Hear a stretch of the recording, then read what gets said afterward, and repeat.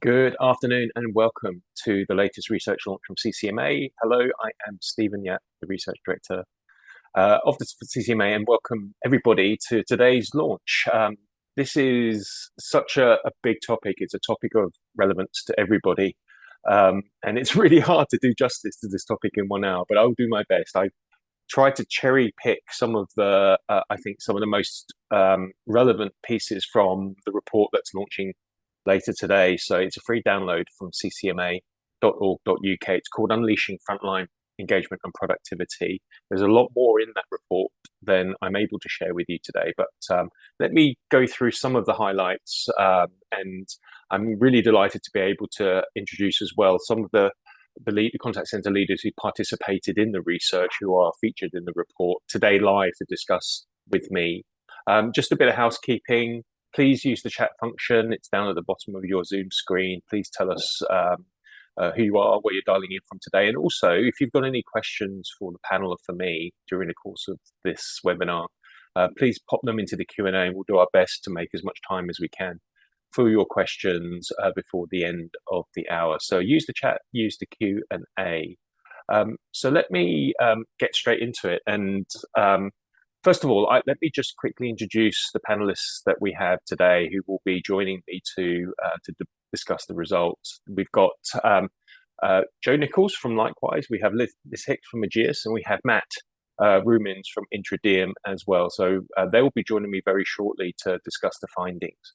This is all about engaging frontline engagement and productivity in an environment where there's huge changes happening from all kinds of directions, from external factors. We all know the many things that have happened in the last 3 years that have affected the way that we operate and the way we run our operations. How do we keep our people on the front line as productive and as motivated and as happy as possible? And I'd like to sort of boil that down into 3 questions, if you like, which I think this research helps to answer. The first is, what are those factors that underpin engagement and productivity for our frontline colleagues? The second is, with all that's changing in the operating environment, how should we as leaders in our operations respond? And the third is, what tools and technology can help us to maximize our colleague engagement and productivity? So those are the 3 questions that we're seeking to answer. And in terms of gathering the information that I'm going to share with you today, we did predominantly 2 types of research. We held group discussions with contact center leaders that included Joe, and it included Liz, who are going to be joining us live in just a moment. You can see some of the brands that were included in those discussions. And separately, we did a survey. So we did a structured survey of 339 frontline colleagues. So you can see the breakdown of advisors and team leaders working in contact centers across the UK. And what I'm going to be trying to do is meld or bring in elements from both the discussions and the colleague survey to share some of the topics and findings with you. So let's get into the first topic. How engaged is the front line? Now, every organization is different. Every contact center is different and has its own context, but this offers a view, if you like, at the overall level. So starting with the survey, the question was, are you happy or unhappy working in the contact center? And what you can hopefully see here in the pie chart is that 3 out of 4 of those people that we surveyed said that they are fairly or extremely happy, which I think is a good result. But then if you look at the next question, which is it unlikely or likely that you will leave your job in the next 12 months?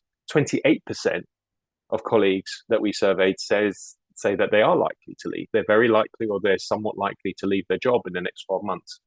I'm going to break this down because I think it's interesting. If you look at the breakdown of the results of this question between team leaders, managers versus advisors, and we can see a bit of a difference. So we can see that the propensity to churn or to quit is actually higher among advisors, which you would expect, because typically the more senior, the more tenured that you have, the more retention that you normally see. But within the advisor population, the proportion of those who say they're going to quit goes up to 33%. And from what I hear, 33% is not atypical of the sorts of annual churn rates that we see among the frontline advisor population. Some organizations have lower, some organizations have higher, but 30 odd percent is not unusual. So we all know, of course, that with such relatively high churn rates create challenges for operations. So really that sets the scene. How can we engage our people better? How can we make them happier in their jobs so that we can reduce retention rates? So continuing with the survey, among the 28% who said that I think I will quit my job in the next 12 months, we asked the question, what might persuade you to stay? And I want to share with you some of the themes that came through in answer to this question. One incredibly consistent and widely mentioned response to the question, what might persuade me to stay, was recognition. In other words, those who felt that they were likely to quit felt that they were not receiving sufficient recognition for the job that they were doing. And these are verbatim quotes from the survey. These are the actual words of people that we surveyed in answer to this question. I'd like more recognition and understanding from management. They don't appear to appreciate how draining it can be on the phone all the time. Recognize and reward outstanding performance. Another very consistent theme in response to this question was I want more autonomy. I want more ability to make decisions. And there's actually two aspects to this idea. The first is the ability to make decisions to help the customer in the course of serving the customer or interacting with the customer in the moment. So I've got some ability to make a decision to help the customer. In other words, my hands are not completely tied and I can use my discretion to help the customer and deliver the right customer outcomes. That's not the one aspect. The other aspect is perhaps more broadly, I feel like I've got a role in feeding back to my organization to help address challenges, root causes. I feel like my voice is being heard and action is being taken based on the feedback that I give. So I have a role in ongoing improvement and change initiatives. And you can see some of the quotes here around this theme. Allow more flexibility. If the people are getting the job done, there's no need to micromanage them. I want more authority to make changes. I want opportunities for employee involvement and decision-making processes. I talked about the changing operating environment, and I believe this is something, regardless of what industry you're in, whether yours is a large or a small contact center, this is something that is universal. We are all experiencing this in some way. It could be that particularly if you're in a regulated environment, that you're dealing with escalating regulations, changing compliance requirements. In the financial services industry, for example, consumer duty is the latest example of changing regulations, new compliance requirements, and new things for us and our people to take on board and to be able to implement in the course of daily work. And I believe it is true for every operation that we are experiencing consistently and constantly rising customer expectations. And I think there is a huge amount of evidence that customer patience is highly diminished. I've seen evidence myself of an epidemic, I might call, of customers taking out their frustrations on the front line. We are also seeing almost a new class of demand coming through as more and more demand is being migrated to self-serve journeys. We are seeing a new type of demand that is growing, where customers have initially tried a self-serve journey, but they have failed. They are then forced to make contact with us through the live chat, through the telephone lines.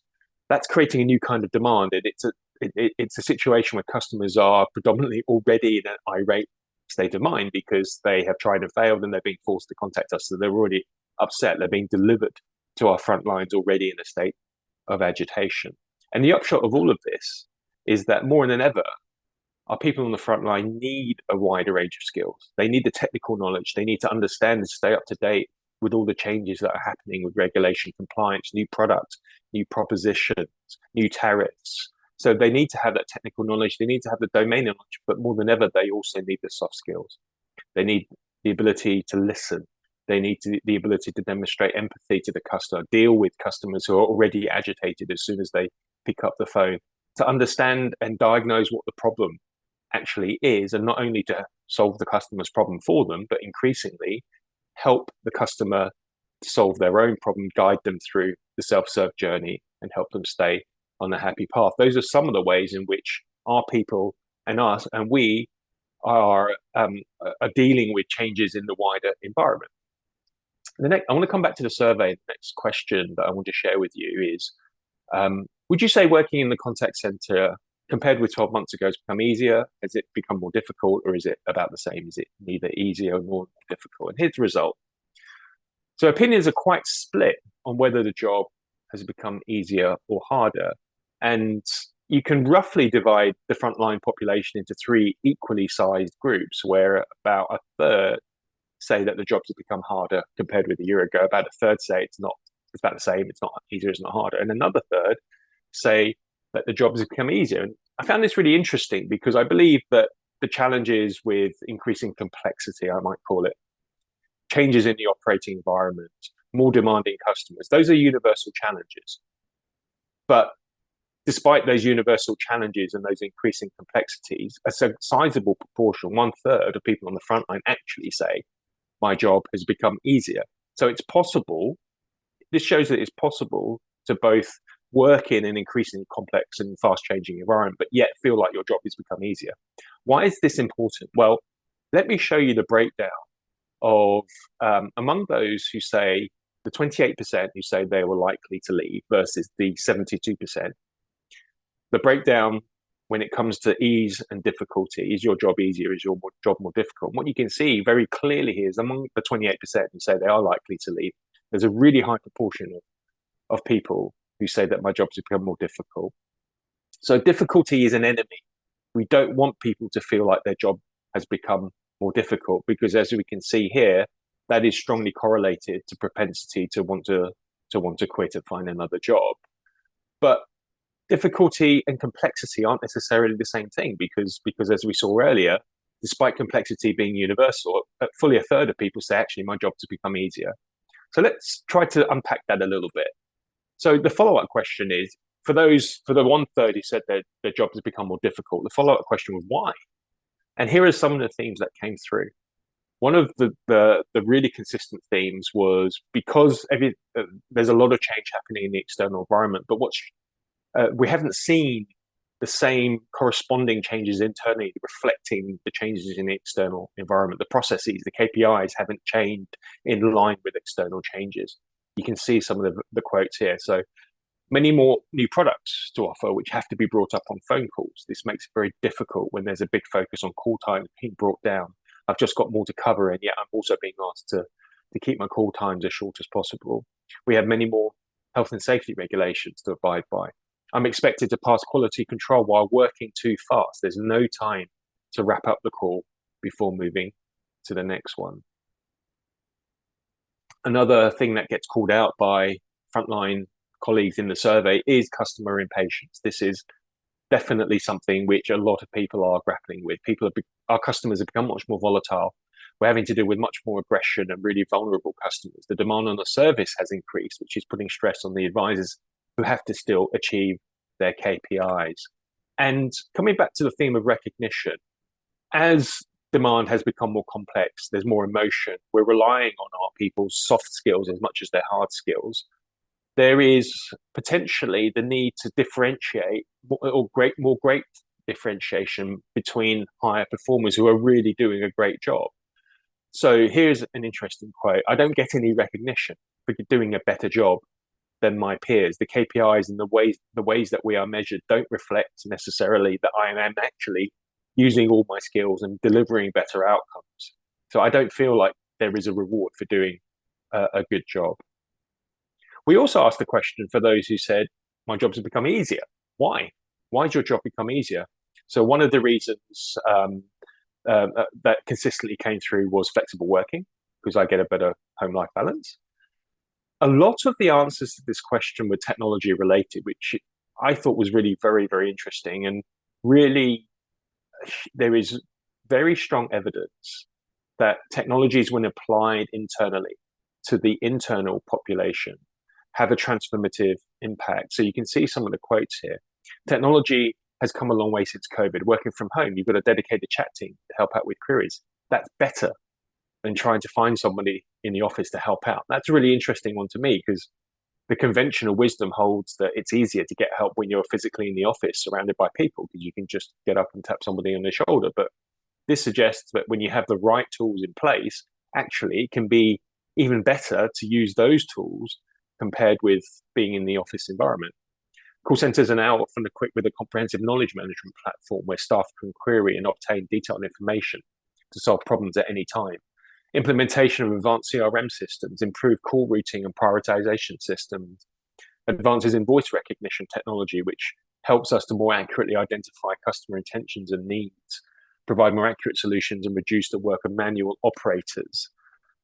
Huge amount of evidence from the survey that people on the front line are recognizing and are appreciating the benefits that improved technology can bring, whether it's better integration with CRM, whether it's better knowledge management, whether it's collaboration tools, or whether it's indeed things like speech analytics, making their jobs easier. So for me, that's 30% that 1/3 of people who say that my job has become easier. Big reason for that is actually the deployment of technology. So coming back to this idea of difficulty versus complexity, difficulty is the enemy. We don't want our work to be more difficult, but complexity is a reality that we can't get away from. So this leads me to introduce this idea of different kinds of complexity. And there is, I believe, some kinds of complexity that we actually want, which I would describe as good complexity. And so examples of good complexity would be more variety and multi-skilling. So if I have a more varied job, I can flex my skills. I can do more of different kinds of things. That is a good thing. I feel more engaged in my work. My work is more interesting. If I feel closer to helping address root causes, if I feel more involved in change and improvement initiatives, that's an example of good complexity. As is, if I feel more more ownership, more ability to have a say in influencing customer outcomes. Flexibility, whether it's place flexibility, remote working, whether it's time flexibility, I have some ability to determine my own shifts. That is also an example of good complexity. It's complex because it creates more demands on planning and resource management, but it's a good complexity because it's giving back some of that flexibility and freedom to our colleagues. And ultimately, if I feel like I am recognized for going over and above or a job well done, that is also an example of good complexity. Now, on the opposite side of the coin, you've got what I call bad complexity. This is what we don't want. Fragmented systems, we know this is a challenge in many operations, particularly since we have introduced multiple channels. Often bringing in a new channel brings its own system or its own screen, or where there's process friction, that's bad complexity. We all know about the cognitive load, the increased cognitive load that our people have to deal with when they face these problems. When there's not enough time to stay up to date, we saw this in some of the quotes that I shared with you earlier, because there's so much to remember and it's changing so fast. The regulations are changing so fast. There's so many new products to think about. And I have heard stories of people who have had to read up on and go back into the knowledge base and stay up to date in their own time after their shift, which is obviously not ideal. And when it's difficult to access the knowledge, the information that I need to do my job, when the knowledge base isn't there for me, that is a really powerful example of bad complexity. And ultimately, the fear of getting it wrong, particularly when things are changing so fast, when I've got so much to remember, and I'm really worried about failing my QA because I've forgotten that actually I need to say this, or that has changed in the last 3 months.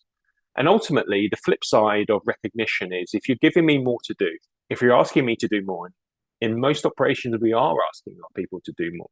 We're asking them to be empathetic. We're asking them to flex their soft skills, as well as being able to read out from scripts and press buttons. And if we're asking our people to do that, but we're not at the same time delivering the recognition or indeed the remuneration commensurate with that, then you go from green to red. So it's two sides of the same coin. When a job well done comes with recognition, that's good complexity that drives engagement and reduces likelihood to want to change jobs. When you don't have the recognition or the remuneration alongside the greater responsibilities, then that reduces engagement and it drives the potential to want to change. At this point, I just want to pause, and I would like to invite our panel to come to the screen to discuss this with us. And I've shared an awful lot there, and I'd love just to get everyone's thoughts on what I shared in terms of we talked about attrition. We showed that a lot of fully a third of people are planning to quit their jobs, and particularly when they feel that their jobs have become more difficult. And I just want to open up to our panel. I want to welcome you, Joe, Liz, and Matt, and I want to sort of get your thoughts on this idea of how can we deal with the challenge of attrition? How can we? What have we done in our own operations to improve engagement, recognizing that there's so much changing in the wider world? Liz, perhaps I'll start with you, and love to hear what you've been doing at Agios to address engagement and deal with complexity. Thanks, Stephen. Thanks for inviting me to take part on the panel.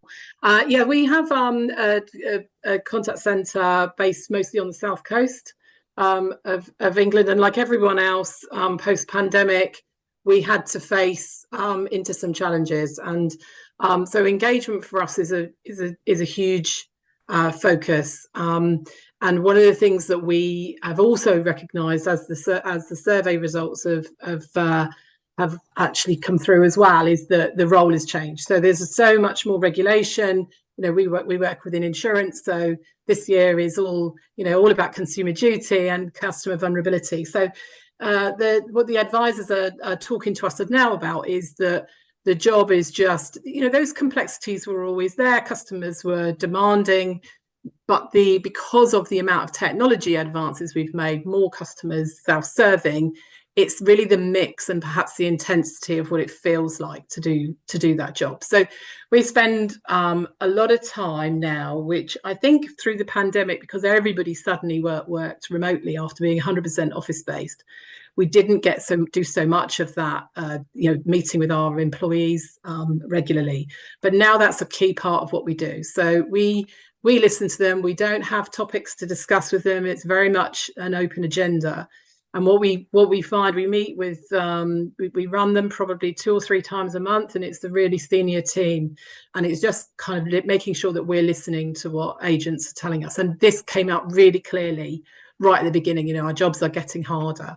So I think that without a doubt is probably a key part of what's worked for us, but also making sure you then use that opportunity to always remind your teams about your purpose. Having been I feel that I'm very privileged to work in a purpose-driven organization, so being able to talk about that passionately with our people helps everyone to kind of get people back to why we're all here. So I think that without a doubt those things work for you, but it doesn't mean we have all the complexity. Doesn't mean we always have everything right. There are definitely things on that bad complexity list that we have, but we just try and make sure that we recognise those and have actions to do something about it. And I'm really interested in this idea of purpose, Liz. Can you share a little bit about the sorts of messaging that you do deliver to the teams to communicate the purpose? Well, for Agios, very much it's around making sure we're making insurance easy. So our overall purpose is understanding customers and simplifying insurance, but understanding people actually. So we would look at that as being, not just from understanding what our customer needs, but also our people as well. And wherever possible, how can we simplify things for the organisation overall? So it's, and there are things that people will say, well, that doesn't feel right. Why are our prices too high? La la. So you get quite a lot of this, but what we try and do is to make sure we let people know why we sometimes make those changes. And without meeting with people regularly, it's very difficult just to rely on corporate messaging to do that. It's much more impactful if you're able to be that front face and actually have proper discussions with your people. That's what we tend to find. That speaks to the point I made earlier around communication and helping people feel a sense of being able to influence outcomes.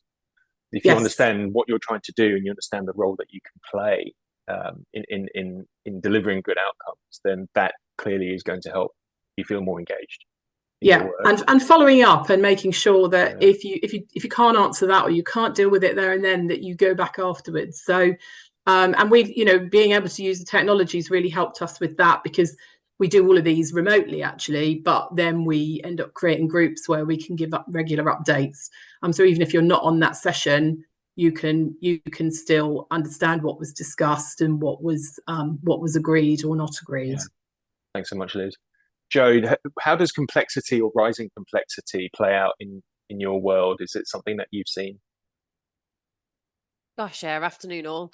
I completely agree with what Liz has said. I think the self-service, the technology that's there for us is taking away those.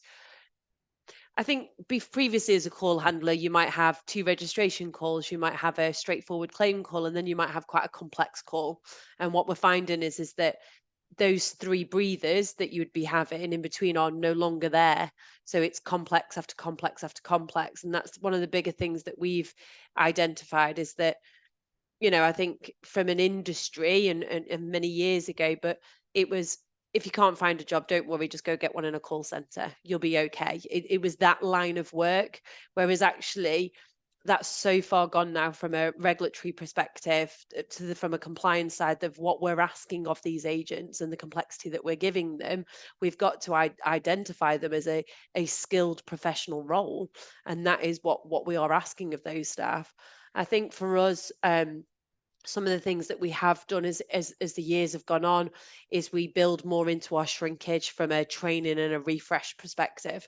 So, before you might refresh something every quarter or biannual or something like that, we're not doing that anymore. We're bringing these guys in, we're refreshing these guys once a month. We're referring to knowledge boosts. We put more into our team meetings. The thing for us that we are quite different and unique after the pandemic is we are solely office based. So all of our staff are back in the office. And I do think from a recognition piece, and we probably didn't do it very well in COVID if we were to hold our hands up. We kind of didn't adapt. We tried by all means, but it for me, I do truly believe that you can recognize somebody immediately in an office environment. You can walk past them even when they're still on with that customer. You can write them a note. You can do all of those things just to say you're doing really well, you're handling it really well, don't worry, take a breather, all of that stuff. And I do think that home working and feedback from our agents, home working it was isolating. In that moment, in that call, sometimes they felt very alone. And just to have a colleague either side of you can sometimes just give you that reassurance that someone's there, someone can overhear what you're saying, someone can overhear that you're Yeah. struggling. So, yeah, for us, it works. Absolutely. It works very much. Thank you so much. And on the point about recognition and remuneration, is that something that you've also looked at likewise? So as you talked about how the skills have developed, and it is not an entry level job anymore; it's a highly skilled job. And in line with that, as we saw in the survey, people expect to be recognised and they expect to be remunerated. How have you addressed that in your organisation? Yeah, so there's a couple of ways that we've done it. NPS is something that's a very Yeah, big driver in the business, and we really encourage the agents, that they're offering that great customer service, and we recognise that when we review our NPS verbatim every day. We instantly write those rewards up. We've got our cards, we've got our vouchers. The fact that a customer's gone out of their way to name somebody that they felt really gave them great customer service is big. We liaise directly with our clients. So we're a third party administrator, and we have a very close relationship with our clients, and they come in. So we do a lot of call listening and sharing of what the team actually do. And they will come in and personally thank them. So they'll come in as a client and go, thank you for servicing our customers. Thank you for what you do. So we make sure that it's not just identified from us as likewise. We also make sure that the agent understands what they're delivering for is for another client, and that client sees that great work that they're doing and it's recognized. So yeah, we take it one step further and make sure that the client is we have a very 360 relationship with our clients. So they come on site, they come see us, they know the agents by name, and it gives the agent that they feel like it's not just who they're employed by that they're yeah, doing something for, they're actually doing it for the business that's asking of them, which is really yes. good. And Joe, by clients, I assume you mean the brands that you support? Correct. Yes. Yeah. Matt, one of the things that really struck me in the answers to why has your job become easier is how much reference there was of tech. Um, what are some of the ways in which you're seeing the application of tech help make jobs easier despite growing complexity? Yeah, thanks, Stephen. And yeah, and I think I'd agree. Certainly from the conversations that we have, that's developed an awful lot in the last number of years. Some of the ways I think we're seeing it though is really that to support a lot of this good complexity, the environments need to be very much in a developmental sort of focus. And I don't just mean that in terms of more training or more coaching.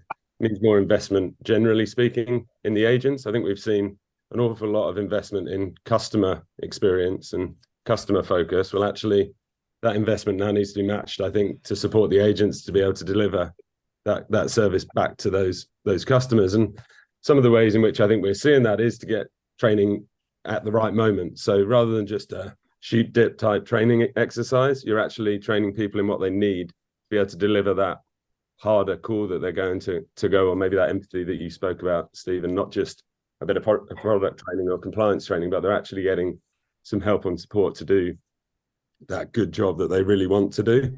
And then I think the other side to it for us is, and that we're seeing an awful lot, is about supporting an agent in a moment. You talked about it, Joe, there when you're in an office.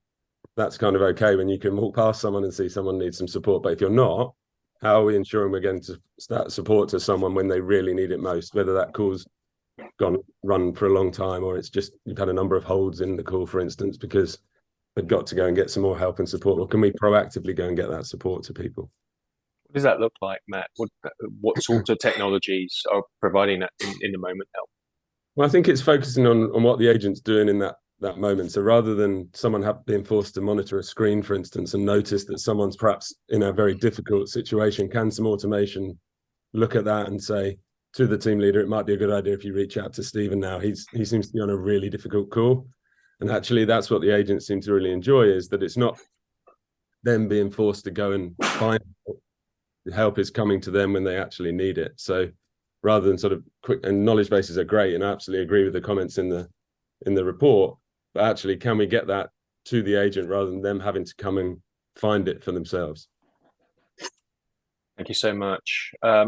As we've touched on the topic of remote working, I want to go back to my piece and talk a little bit about remote working. And we did cover this in the survey. So the discussion around hybrid has been raging for a number of years now, and it continues to rage, and it probably will rage for the foreseeable future. What is the right operating model? I think many of us are still trying to work out exactly what should we bring people back to the office? Should we allow fully remote working? What is the right combination? I want to share with you, at least from the perspective of the front line, what the front line thinks. So the question was asked, are you happy in terms of your preference of place to work? And 67%, or 2 out of 3 of those surveys, said that they're happy with the home office balance as it is now. But 26%, so about 1 in 4 of those in the survey, said that they would like to work more hours at home. Only 7% said they would like to work more hours in the office. And once again, I'm going to break this down. I've cut this by the 28% who said they are probably going to likely, very or somewhat likely to leave their jobs versus the others. And what we can see here is among those who say that they are probably or very likely to leave their jobs, there's a much higher proportion of those who say they would like to work more hours at home. So this suggests that for some people at least, the lack of ability to work remotely, or the lack of flexibility in terms of remote working as an option, it can be a driver for some people of wanting to find another role. Now, for those who do work hybrid, this is a theme that came through really strongly when I was talking to the leaders from different contact centers, and it comes through when I talk to people on the front line. One of the big challenges when operating in a hybrid fashion is, how do you ensure that the people working remotely get a similar experience to those who are working on premises? And particularly when it comes to the sense of connectivity, when you're working at home behind a screen, naturally it's harder to feel as connected to your colleagues as when you're physically there with them in the office. And the question here is, which of the following best describes how you feel? Do you feel equally connected when working remotely as when working in the office to your colleagues? you feel less connected, somewhat less connected, or you feel a lot less connected? So opinions are somewhat divided. So 50% of those who do work hybrid say they feel equally connected when working remotely, but then the other 50% say that they feel somewhat or a lot less connected to their colleagues when working remotely. So clearly there is work to do in some operations to bolster that sense of connectivity. And I think one of the emerging themes is how can we leverage collaboration connectivity tools to improve that sense of connection. And another theme that came through really strongly was this idea of purposefulness when you're actually on premises. So if you're operating a hybrid operation, it should feel different. It should feel meaningful when you're asking people to come to the office. The question, which I think is a fair question, when it costs money and it costs time for people to come to the office, why are you bringing me to the office? And I think that's a fair question for us all to, to be able to answer. So the survey question was, which of the following best describes the time you spend working in the office? 35% said, the contact center worked hard to make my office time feel valuably different. 40% says, valuably different in the office compared to working at home. 40% says the contact center tries to make office time worthwhile, but more could be done. And about a quarter, 26%, said it really doesn't feel different to working at home. So if you add up where there's an opportunity to improve that sense of meaning and purposefulness on premises, you get to 2 out of 3. People in the survey, among those who work hybrid, say, actually, I don't feel like the office time is sufficiently meaningful or could be more meaningful. So I'm going to come back to our panel on this one and invite the panel to come back on camera. And I'm going to come back to you, Liz, because I know this is something you're really passionate about, this idea of purposefulness. And I know you do operate in a hybrid way at GS. How do you make things purposeful and meaningful? And how do you make things feel meaningfully different for people when they are in? Yeah, I mean, it's a great question, isn't it? With the confines of still having to service customer demand as well. So we quickly, after the pandemic, as we started to bring people back into the office, we kind of mandated it and said, right, you're going to do 2 days a week. We rotated them in. They didn't really have very much flexibility. And we quite quickly realized that people were really challenging us and saying, well, you just make, I've got to get my kid to school. I've got to do all this stuff. And I might as well just be at home. So we really sort of took that on board, and we worked with people around this idea of making office days matter. Now, there are some obviously downsides to that, because you do still have to service customers. So we make sure traditional type face-to-face activity like team meetings, one-to-ones, training, fun activities. We do that in the office. We feed people. We'll run incentives. So, and we've invested in the office to a certain extent as well to make it a nice environment to come and work with. But actually, where we've got to is that we would much rather have people come into the office for fewer days and not be so mandated on when, because then we can actually deliver on that promise. Whereas if we were still making people come in 2 days a week, we probably couldn't. And we'd have more people working, saying that they felt that they were, it's no different to working from home. About 75% of our people work on a hybrid basis, about 17% on a purely remote basis. And that's generally new recruits. We did a campaign last year, and I would say we still haven't completely reached a conclusion on. I mean, it certainly is, there's lots of plus sides, but we're still working through some of those results. And we have a small amount of people that permanently work in the office, and there's no issue with that. If more people want to come in, we allow that as well. What we have said is that all of our team leaders, they come in every week, regardless, at least 1 day a week. So we've condensed the hours, so we don't bring people in on a Monday or a Friday, for instance. And that's partly so that when people are in, we can create that atmosphere so that the floor feels full, feels more like a normal call center, traditional call center, rather than making people come in across the whole week. So we continually just listening to people and making adjustments, but we are saying no to any new and any real request to work purely remotely with our existing employees at the moment. So we've said at the moment we still see this role as there being a value in face-to-face as well. Thanks so much, Liz. Joe, you are one of the operations that has brought everybody back to the office. How's that going for you? It works brilliantly for us. When we first did it, I think there was a few things really. So we were always very clear with our expectations through the pandemic, that we would always revert back to, when safe and able to do so, we would always revert back to office working. So nobody was ever far from that understanding. When it came to actually putting it in place, we were very mindful that some of these staff had been at home for 18 months, and life had changed. So there was always the ability there for flexible working if that's what needed to be put in. And we did have some attrition. Some people did say, it doesn't work for me, and I don't want to do that. And yes, it was sad to see those employees go, but as a business, it was a direction that we wanted to go down. The biggest thing for us is with our contact center, the demographic is very young. A lot of these staff, this is their first real job, or it's their first professional environment job, let's say. And they come into this, and from an office perspective, we create that community. A lot of our staff become friendship networks. They socialize outside of work, and we create that. And what we found with, when we had staff that worked from home, they felt more that they were just employees. They didn't make friends. They didn't make friendship groups. It was just that they came and did the job. And yes, they were supported by their line manager, but they didn't have that sense of community. Our attrition is at the lowest it's ever been since we've moved back into the office. We're very open with our recruitment. We show people around.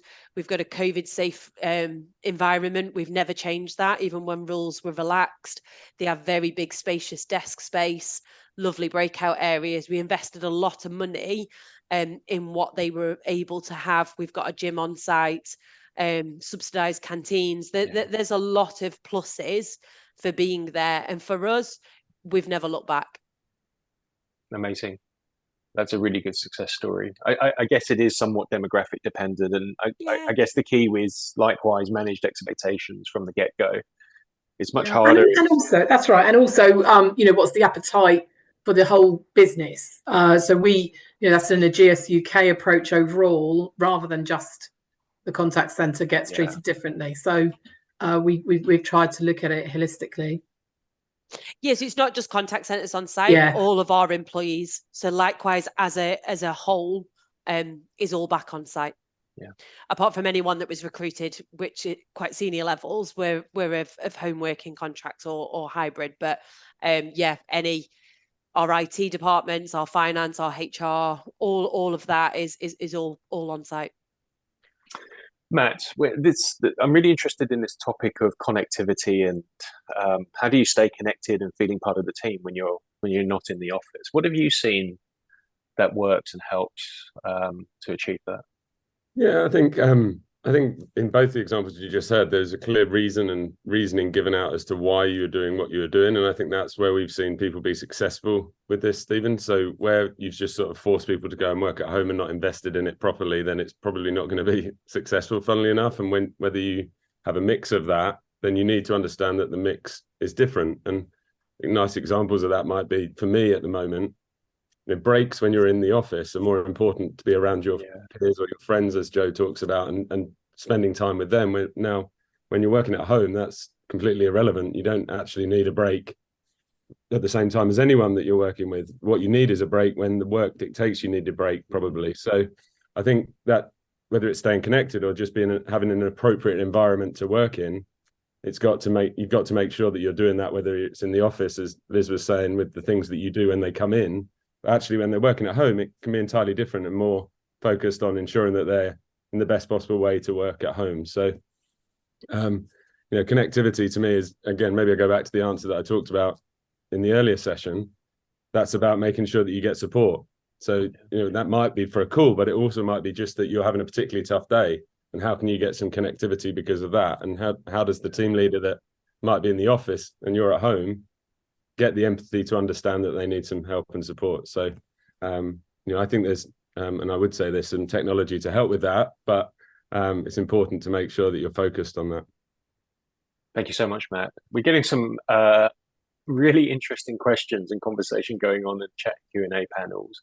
I promise to try to get to as many questions as we can before the end of the hour, but just before that, I just did want to share with you, go back to my presentation and share with you just a little bit more around specifically how technology can help. And this is where I've had to condense it substantially because we just haven't got time in the hour to cover the many aspects of this question. There's a lot more in the report, which is being launched for a free download later today from ccma.org.uk. But I just want to drill into improved access to information. If you go back to the idea of bad complexity, and bad complexity is when people can't find the knowledge or the information that they need in order to do their job. So how can we improve that? So we asked a question. I'm going to have to take a minute to explain how this question works in the survey. It was a question that was addressed in terms of you've got 100 points that you can allocate towards these 5 options. Allocate more points to the option that you find more useful or more important to you. So we've got 5 options here. The system gives you the reason for the customer contact. You've got a searchable information database, which relates to information during the current query. Better information on customer profile and history. System suggests helpful things for you to say during the call. And there's a way for you to immediately connect with a team leader or technical support during the call. And what's interesting here is that actually it doesn't differentiate massively. So all of these, as you can see, there is a strong demand for, but actually the highest level of interest or the highest score, if you like, is given to a way to immediately connect you with a team leader or a technical expert during the call. So given the choice, in an ideal world, you'd like to just be able to have a team leader or somebody that you could talk to immediately while you've got the customer on the other line, somebody who can help you with your problem. And it strikes me there is a parallel with the customer environment. Whenever you ask customers, in an ideal world, what channel would you like to use? It's always, I'd like to be able to talk to somebody right now. In reality, just as it is for customers, most organizations are not going to be able to have live human assisted phone lines, support desk for a support desk. But tech and emerging tools, the agent assist type tools that we've started to talk about, are one way that you can provide this kind of service without needing to have the human resources. And particularly when it comes to younger colleagues, this demand to be able to access information, ideally to have somebody who can help me in the moment, is particularly strong amongst those towards the younger age of the age spectrum working on the front line. And so we asked another question. Here are some automation technologies. Imagine if your contact center is looking to invest in digitization, digital journeys, and again, allocate points towards those options that you feel will be more important to you. And the strongest score, if you like, the high score, is towards these agent assist tools that provide help and assistance during calls. So this really suggests to me that these tools that are able to provide in an automated way, which are increasingly powered by AI technologies, machine learning technologies, which suggests things for the advisor to be able to bring to the customer during the conversation, have the potential to make a huge impact. And they can, if you like, provide the same type of service as having a human support desk or a human team leader on the line without needing to have the human resources available. And coming back to the idea of the fear of getting it wrong, this is a quote from one of the contact center leaders that we interviewed. I place a lot of emphasis on taking the burden of responsibility away from people, making it more systemic and automated. Our specialists have to remember an awful lot.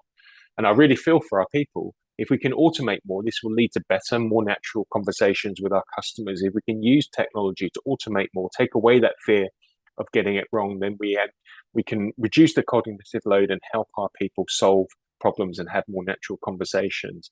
And I did notice that earlier this year, one of the very first studies to quantify the value of these sorts of tools was published by Stanford University. So Stanford University used AI-powered agent assist tools to support the advisor. These aren't customer-facing tools. These are frontline colleague-facing tools. And they were able to demonstrate that the cohort of people who were using these tools were able to handle 14% more queries during their shifts than the control group who didn't have these tools. So there is beginning to be some evidence that these tools can have a really powerful impact on productivity. I'd like to invite a panel back to the stage right now, and just in the interests of time, I'm going to go straight to the audience Q&A, and there's quite a few questions coming through here.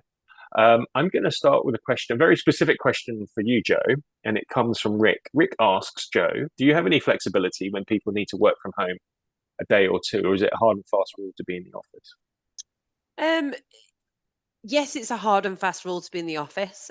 However, we do support individual circumstances.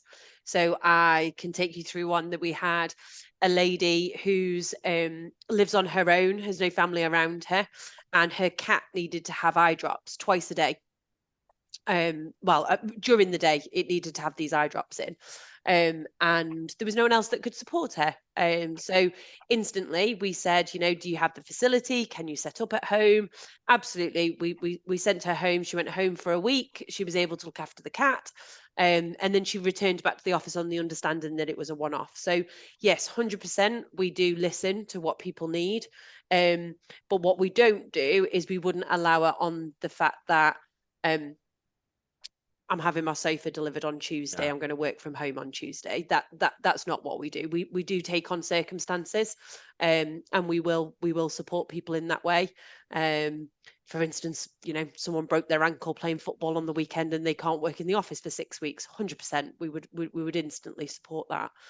But yeah, in the main, it's a hard and fast rule. Thanks, Joe. Got a question from Chelsea, which I'd like to direct to you, Liz, if that's okay. And this comes back to hybrid working. And Chelsea asks, Chelsea has hybrid 2 days a week, have these days on a Monday and Tuesday, which are preset team days, which one of the big reasons is around the support that we can provide when people are in the office because of complex conversations. So if there is more flexibility, you don't preset those days, how do you manage your support functions around the fact that people might not be in the office when they need support?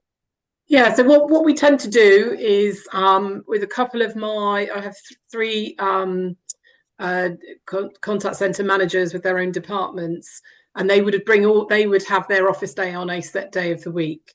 And it doesn't mean that 100% of the people are in, but we try and encourage as many as possible. In terms of support teams, we're very reliant on the technology that we have. So we use Microsoft Teams as opposed to Zoom, but we would use those, and it's just about making sure people are accessible.